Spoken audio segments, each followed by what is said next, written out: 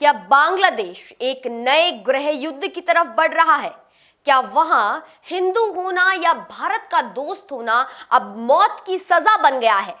ये सवाल इसलिए क्योंकि हमारे पड़ोसी मुल्क में जो हो रहा है वो दिल दहला देने वाला है।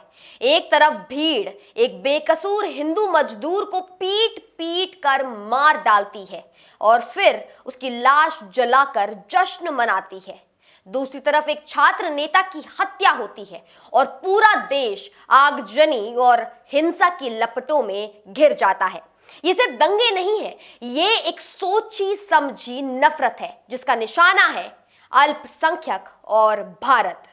आज हम बांग्लादेश की इस सुलगती हकीकत को बहुत आसान भाषा में समझेंगे।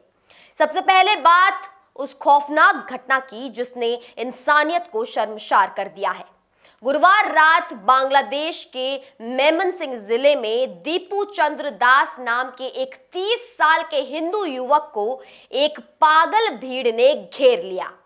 भीड़ ने उस पर आरोप लगाया कि उसने इस्लाम धर्म या पैगंबर का अपमान किया है, जिसे ईश निंदा कहते हैं। बांग्लादेश में ये एक ऐसा बहाना है जिसका इस्तेमाल अक्सर हिंदुओं या अन्य अल्पसंख्यकों को फंसाने और उन पर हमला करने के लिए किया जाता है, भले ही उन्होंने कुछ ना किया हो। दीपू के साथ भी यही हुआ। बिना किसी सबूत या सुनवाई के भीड़ ने उसे इतनी बेरहमी से पीटा कि उसकी जान चली गई।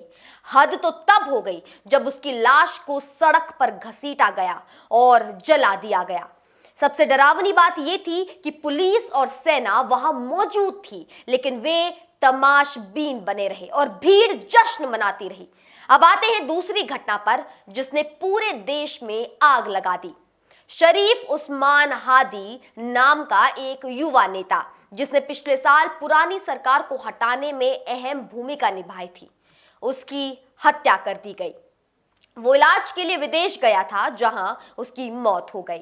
जैसे ही ये खबर फैली, उसके समर्थक गुस्से में सड़कों पर उतर आए, लेकिन हैरानी की बात यह है कि उनका गुस्सा हथियारों पर नहीं बल्कि भारत और मीडिया पर फूटा।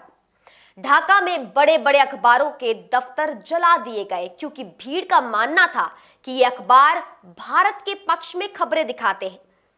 अब सवाल यह है कि इनमें भारत का नाम आखिर क्यों आ रहा है?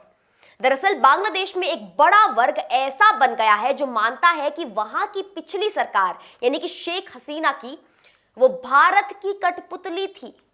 इसलिए अब वे हर उस इंसान या संस्था से नफरत कर रहे हैं जो भारत के साथ अच्छे रिश्ते रखता है या सेक्युलर यानी कि धर्मनिरपेक्ष सोच रखता है। वहां के लोगों को यह कहकर भड़काया जा रहा है कि भारत उनके देश के मामलों में दखल दे रहा है।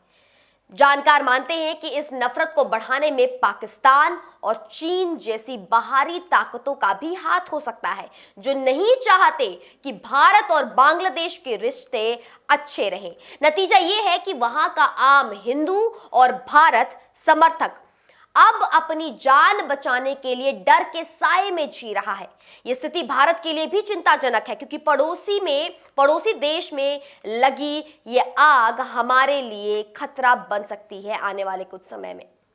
आप देख रहे थे इंडिया न्यूज का डिजिटल प्लेटफॉर्म। मैं आपके साथ निकिता रावत।